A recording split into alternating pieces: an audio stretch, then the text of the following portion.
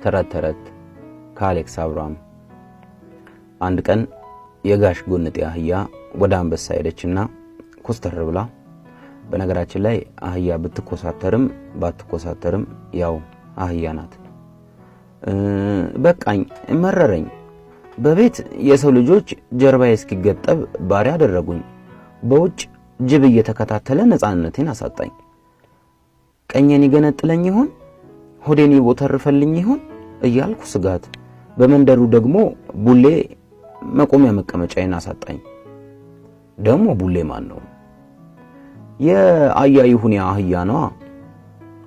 እሱ ደግሞ ምን ልሁን ነው የሚለው? አፈቀርኩሽ እያለ ነው የሚጃጃለው። ባየኝ ቁጥር እያናፋ ላይ ነው። አሳዳሪ እንኳን ተው አይለውም። የኔ አንሶት ባሪያው ሮንጭላ እንደወልድለት እኮ ነው። አንበሳ ከት ብሎ ሳቀና፣ እንዴት ነው ነገሩ? ባሪያ ያደረጉሽንም ጠልተሽ የሚበሉሽንም ጠልተሽ ማለቴ የሚያፈቅሩሽንም ጠልተሽ ምን ይሻልሻል? ተው እንጂ ጋሽ አንበሳ፣ በፍቅር ስም ከሚመጣ ጭቆና የለየለት ባርነት ይሻላል። አንበሳ ራሱን ነቀነቀና፣ እንዴት ያለ ፈላስፋ ወጥቶሽ የለም እንዴ አለም። ምንድነው እሱ ደግሞ? ወዲህ ነው ተዩ እና ምን ልርዳሽ አለ ከአህያ ጆሮ ላይ ዱቄት እያራገፈ።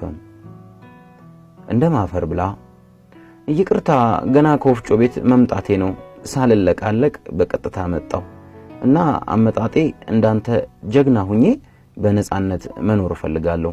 ጉልበት ነው አለኝ፣ ጥርስ ነው ብረት የሚሸርፍ ጥርስ አለኝ። ጫካ ብገባም እራባለሁ ብዬ አልፈራ፣ የምበላው ሳር። ምን ይጎድለኛል ብሸፍት? ጀግናና ነፃ ለመሆን ምን ይጎድለኛል?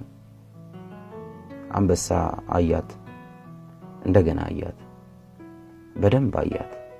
ፍርጥም ያለ ታፏን አየ፣ ክትት ያለ ሆዷን አየ፣ ውጥር ያለ ደረቷን አየ፣ ደልደል ያለ መቀመጫዋን አየ።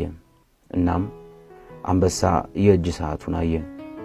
በአንበሳ ሰዓት አቆጣጠር የምሳ ሰዓት ነበር። በረጅሙ ተነፈሰና፣ ሁለት ነገሮች ይጎድሉሻል። አንድ ልብ፣ ሁለተኛው ምክር የምትጠይቂበትን ሰዓትና ማንን መጠየቅ እንዳለብሽ አለማወቅ። ቢሆንም ለዘላለሙ ነፃ ትወጫለሽ።